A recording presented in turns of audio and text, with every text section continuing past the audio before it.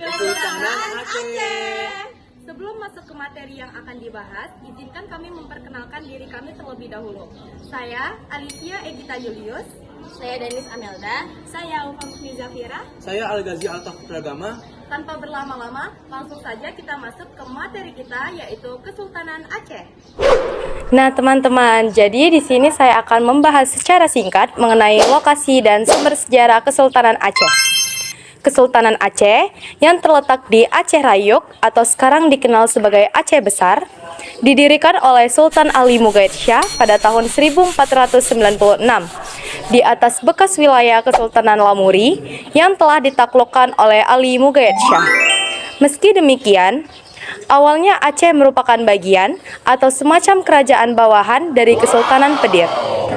Aceh merupakan salah satu kerajaan Islam yang besar, terutama karena kemampuannya dalam mengembangkan pola dan sistem pendidikan militer, kebijakan dalam menentang hegemoni bangsa Eropa, sistem pemerintahan yang teratur dan sistematis, mewujudkan pusat-pusat pengkajian ilmu pengetahuan, hingga kemampuannya dalam menjalin hubungan diplomatik dengan negara-negara lain.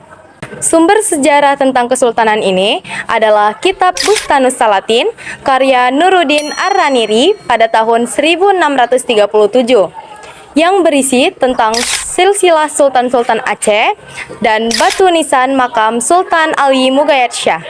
Di batu nisan tersebut disebutkan bahwa Sultan Ali Mugaid Shah wafat pada tanggal 12 Zulhijjah tahun 936 Hijriah atau 7 Agustus tahun 1530 Masehi. Jadi di sini saya akan menjelaskan tentang kondisi sosial politik Kesultanan Aceh. Aceh berkembang pesat saat Pasai diambang keruntuhan karena diserang oleh Kerajaan Majapahit pada tahun 1350 dan jatuhnya Malaka ke tangan Portugis.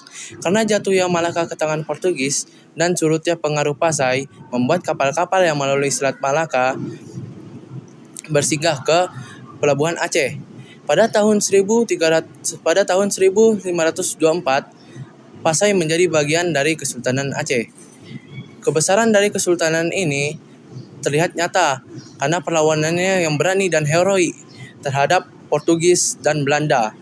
Pada masa pemerintahan Sultan Iskandar Muda, Aceh mencapai puncak kejayaannya dengan wilayah kekuasaannya dari Delhi sampai Semenanjung Malaka. Aceh menjadi pelabuhan yang sangat besar dan pemerintahannya yang boleh teratur dan militer yang sangat kuat dan disegani dan menjalin hubungan baik dengan negara-negara lain.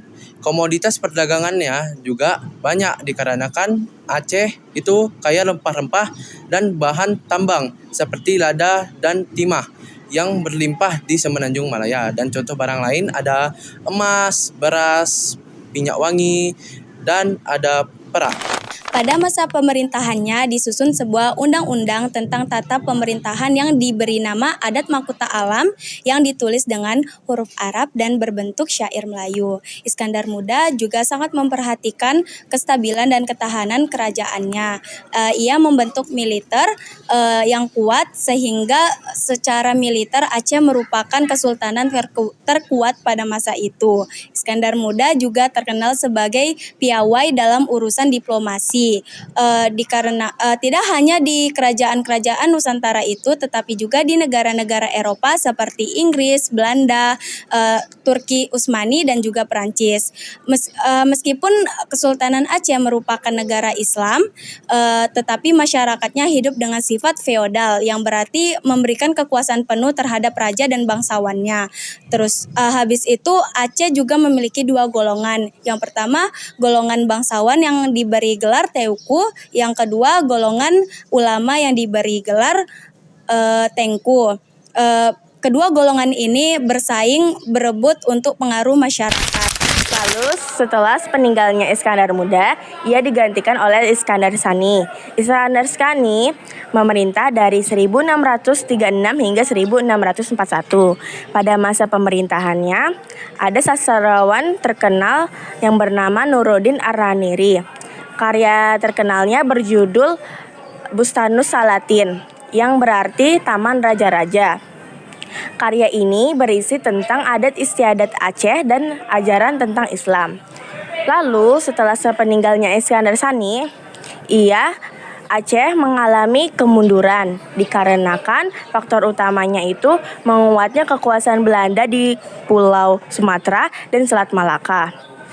Dan faktor lainnya itu adanya perebutan kekuasaan antara golongan bangsawan yaitu Teku dan golongan ulama yaitu Tengku.